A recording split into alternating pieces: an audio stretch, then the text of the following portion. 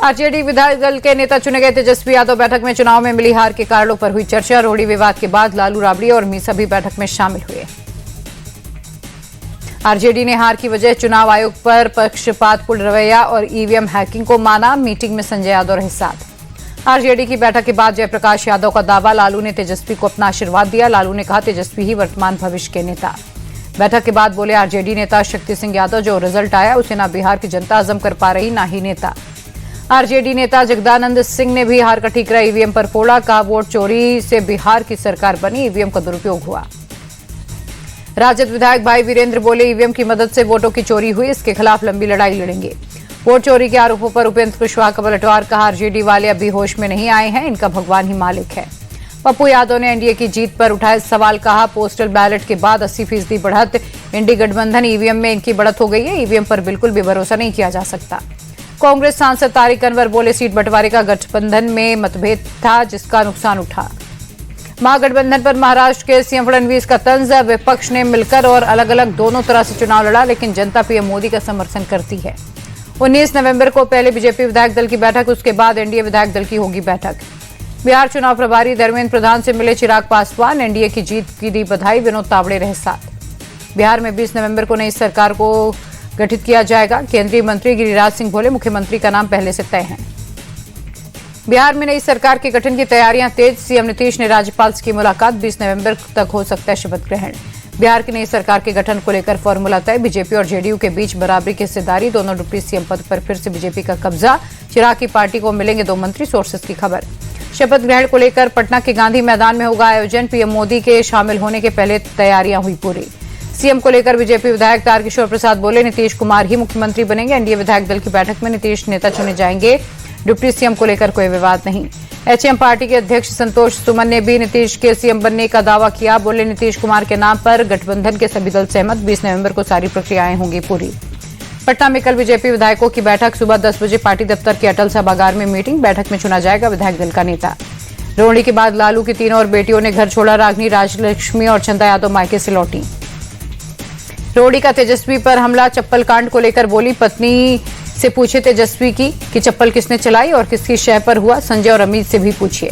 रोहिणी बोली चप्पल कांड के वक्त मेरे माता पिता भी रो रहे थे। सारा बलिदान बेटी क्यों दे, बेटे से भी सवाल हो। परिवार से अलग होने पर बोली मैं माता पिता के साथ हूं। पिता लालू यादव से हर समय मेरी बात हो रही, सिर्फ भाई से अलग हुई हूं। रोहिणी आचार्य को लेकर बीजेपी प्रदेश अध्यक्ष दिलीप जायसवाल बोले रोहिणी ने किडनी देकर लालू की जान बचाई, उसके साथ ऐसा व्यवहार ठीक नहीं।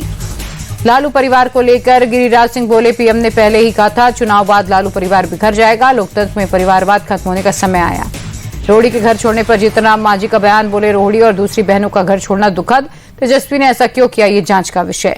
सऊदी अरब में दर्दनाक सड़क हादसा। मक्का से मदीना जा रही बस की डीजल टैंकर से भीषण टक्कर। 42 भारतीयों की मौत। उम्रा पर गए थे सभी यात्री। भीषण टक्कर के बाद बस में आग लगी। मरने वालों में 20 महिलाएं, 11 बच्चे भी। बस में सवार ज्यादातर लोग हैदराबाद के रहने वाले थे। बस हादसे में मारे गए लोगों के परिजनों को मिलेगा आर्थिक मुआवजा। तेलंगाना सरकार 5-5 लाख रुपए देगी।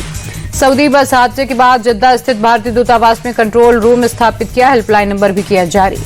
विदेश मंत्री एस जयशंकर ने रियाद स्थित दूतावास को दुर्घटना से प्रभावित भारतीय नागरिक और उनके परिवार को सहायता पहुंचाने के निर्देश दिए। सऊदी बस हादसे पर पीएम मोदी ने दुख व्यक्त किया। मृतकों के परिजनों के प्रति संवेदनाएं व्यक्त की। घायलों के जल्द ठीक होने की प्रार्थना। दिल्ली आतंकी धमाके के बाद army chief general Upendra Dwivedi की पाकिस्तान को धमकी। ऑपरेशन सिंदूर 2.0 लॉन्च करने की चेतावनी। आर्मी चीफ बोले आतंक को बढ़ावा देने वालों को करारा जवाब देंगे। पानी और खून एक साथ नहीं चल सकता। दिल्ली धमाके में गिरफ्तार आमिर की पटियाला हाउस कोर्ट में पेशी। कोर्ट ने 10 दिन के एनआईए कस्टडी में भेजा। आमिर पर उमर के साथ मिलकर साजिश का आरोप। दिल्ली ब्लास्ट को लेकर हरियाणा के नूंह में जांच पड़ताल। हिदायत कॉलोनी में पुलिस की छापेमारी। फरीदाबाद टेरर मॉड्यूल मामले की जांच हुई तेज। क्राइम ब्रांच ने अल-फलाह यूनिवर्सिटी के चेयरमैन जावेद अहमद को पूछताछ के लिए समन भेजा। अल-फलाह यूनिवर्सिटी के चांसलर कबाई हैदराबाद से गिरफ्तार। 25 साल से फरार महमूद सिद्दीकी। चिटफंड के नाम पर धोखाधड़ी और ठगी का आरोप। कानपुर मेडिकल कॉलेज से 7 और डॉक्टर लापता। टेरर मॉड्यूल में सुरक्षा एजेंसियां कर रही तलाश। अल-फलाह यूनिवर्सिटी पर बुलडोजर एक्शन की तैयारी। जांच के बाद गिराया जा सकता है अवैध निर्माण। दिल्ली ब्लास्ट मामले में एजेंसी की जांच हुई थी। सोर्सेस के मुताबिक पिछले साल से एक सुसाइड बॉम्बर ढूंढ रहा था उमर पर सुसाइड बॉम्बर तैयार करने की जिम्मेदारी थी। जसीर उर्फ दानिश को सुसाइड बॉम्बर बनाना चाहता था उमर। दानिश को अल-फलाह यूनिवर्सिटी के पास कमरे में रखा था। आतंकी शाहीन को लेकर बड़ा खुलासा। यूपी के 3 शहरों में शाहीन के बैंक अकाउंट मिले, करोड़ों का लेन देन हुआ। लखनऊ, कानपुर, सहारनपुर में बैंक अकाउंट्स थे। आतंकी शाहीन ने भाई परवेज को भी रकम भेजी थी। शाहीन वीडियो कॉल पर चलाती थी जिहादी क्लास। व्हाट्सएप ग्रुप में 100 से ज्यादा लोगों को जोड़ा था। कट्टरता का पाठ पढ़ाते थे। शाहीन और भाई परवेज युवाओं को आतंकी बनाने के लिए करते थे भड़काऊ बयानबाजी। जैश के आतंकियों से मिले थे आतंकी उमर और मुजम्मिल। टर्की में जैश के आतंकियों के साथ हुई थी मुलाकात।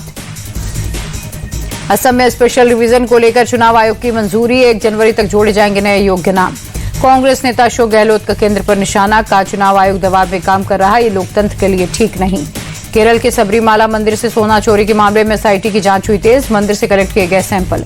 उत्तर क्षेत्रीय परिषद की 32वीं बैठक में शामिल हुए गृह मंत्री अमित शाह। दिल्ली धमाके में जान गंवाने वालों की याद में मौन। बैठक में दिल्ली के प्रदूषण का मुद्दा उठा। सीएम रेखा ने पड़ोसी राज्यों से पराली जलाने के मामले कम करने और प्रदूषण रोकने में सहयोग की अपील की। रक्षा मंत्री राजनाथ सिंह ने special intensive revision SIR form भरा। मतदाता पुनरीक्षण प्रक्रिया में शामिल हुए। लखनऊ में 39 लाख वोटर्स की एसआईआर प्रक्रिया होनी है। पश्चिम बंगाल की सीएम ममता बनर्जी ने पीएम मोदी को लिखा खत। दार्जिलिंग क्षेत्र में गोरखा मुद्दे पर वार्ताकार की नियुक्ति को संवैधानिक बताया। बंगाल के पश्चिमी मेदिनीपुर में बीजेपी का मार्च। दिलीप घोष ने प्रोटेस्ट की अगुवाई की। राजस्थान के बीकानेर में भारत और ब्रिटेन की ज्वाइंट मिलिट्री एक्सरसाइज। 200 से ज्यादा जवानों ने हिस्सा लिया। गुजरात की गांधीनगर में अतिक्रमण के खिलाफ बुलडोजर एक्शन। सरकारी जमीन पर बनी अवैध दरगाह को किया ध्वस्त। बीएमसी चुनाव के पहले छोटी सरकार को साधने में लगे सीएम फडणवीस। सरपंच संवाद ट्रेनिंग प्रोग्राम के उद्घाटन समारोह में हुए शामिल। नवी मुंबई में राज ठाकरे के बेटे अमित पर केस दर्ज। शिवाजी महाराज की प्रतिमा का जबरदस्ती अनावरण करने पर हुआ बवाल। बाला साहेब ठाकरे की पुण्यतिथि आज। मुंबई में स्मृति स्थल पहुंचे उद्धव और राज ठाकरे। बाला साहेब को दी श्रद्धांजलि। महाराष्ट्र छत्रपति संभाजीनगर में पीएमओ का फर्जी सचिव गिरफ्तार। सीएम फडणवीस के कार्यक्रम में फर्जी अधिकारी बनकर घूम रहा था। गैस पाइपलाइन में खराबी के चलते मायानगरी मुंबई में सीएनजी की शॉर्टेज। नवी मुंबई और ठाणे में सीएनजी की सप्लाई बाधित। महाराष्ट्र के भिवंडी में चला प्रशासन का बुलडोजर। अंजूर फाटा से कल्याण नाका तक के अवैध निर्माण को किया ध्वस्त। नागपुर में गौवंश से लदे ट्रक में लगी भीषण आग। 29 गौवंशों की झुलसने से मौत। कोलकाता में एनसीडब्ल्यू ने महिला जन सुनवाई का किया आयोजन। महिलाओं के प्रति बढ़ते अपराध को रोकना मकसद। असम के गुवाहाटी पहुंचे आरएसएस चीफ मोहन भागवत। 2 दिवसीय दौरे के दौरान होंगी कई बैठकें। पंजाब में बस कर्मचारियों की हड़ताल का दिखा असर। राज्य के कई हिस्सों में लोगों की आवाजाही में हुई दिक्कतें। बाबू बनारसी यूनिवर्सिटी के दीक्षांत समारोह में शामिल हुए सीएम योगी। कहा न्यू एजुकेशन पॉलिसी से पीएम मोदी ने शिक्षा को डिजिटलाइज किया। योगी बोले आज हमारे युवाओं के पास स्टार्टअप के कई ऑप्शन है। डबल इंजन की सरकार में युवाओं का बम्पर विकास। फर्जी पैन कार्ड केस में सपा नेता आजम खान की मुश्किलें बढ़ी। रामपुर की अदालत ने 7 साल सजा सुनाई। कड़ी सुरक्षा के बीच रामपुर जेल लेकर पहुंची पुलिस। आजम के साथ उनके बेटे को भी 7 साल की सजा। कोर्ट ने दोनों पर 50-50 हजार का लगाया जुर्माना।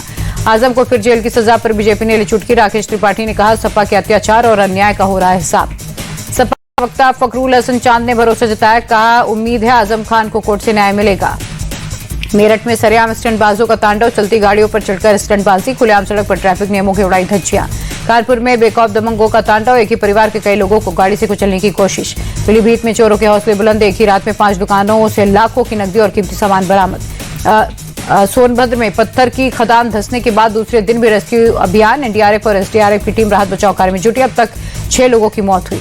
यूपी के शाहजहांपुर में एसटीएफ का बड़ा ऑपरेशन। लूटपाट के 5 शातिर बदमाशों को दबोचा। खूंखार बदमाश अब्बास गाजी के सीने पर मारी गोली।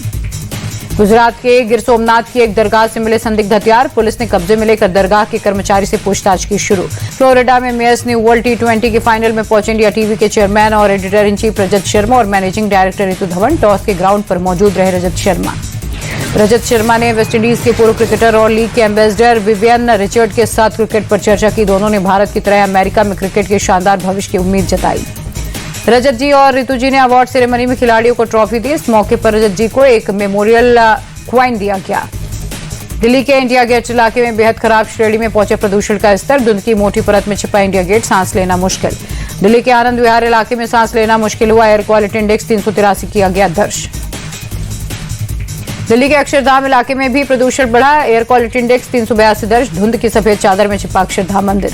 श्रीनगर में रोइंग चैंपियनशिप का आयोजन। वाटर स्पोर्ट्स में युवाओं की भागीदारी को बढ़ावा देने के लिए आयोजन।